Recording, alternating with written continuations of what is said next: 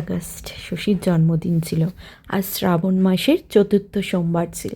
তো আমি লোকনাথ বাবার মন্দিরেও পুজো করেছিলাম, আর বাবার মাথাতেও জল ঢেলেছিলাম, পুজো করেছিলাম। তো শশীর জন্মদিনের সকালে পুজো হয়ে গেল, তারপরেই চলে এলো আশীর্বাদ পর্ব। তো শশীর জন্মদিনের সকালবেলা আমি একটু ছোট্ট করে আয়োজন করেছিলাম। তো বাড়ির বড়রা, দাদু ঠাকুমা সবাই মিলে শশীকে আশীর্বাদ, অনেক অনেক ভালোবাসা দিয়েছে, সেইগুলো তোমাদের সাথে শেয়ার করলাম।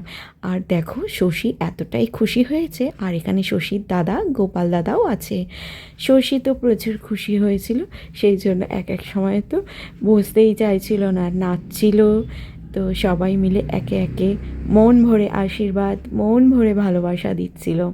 আর এই যে শশীর দাদু ঠাকুমার পরে শশীর জেঠু আশীর্বাদ করে নিল। তারপরেই এলো শশীর জেঠিমার পালা, শশীর জেঠিমাও আশীর্বাদ করে নিল।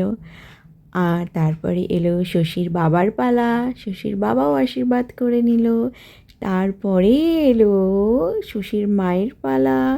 তো শশী তো খুবই ভালো ছেলে হয়ে গেছিলো, আস্তে আস্তে চুপ করে বসে বসে সব কিছু অনুভব করছিল। আর অনেক ভালো থাকুক, তোমরাও শশীকে অনেক অনেক আশীর্বাদ দিও।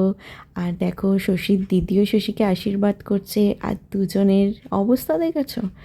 তারপরে শশীর দাদাও শশীকে আশীর্বাদ করছে। এই দেখো, রাতের ব্লগটা বাকি আছে।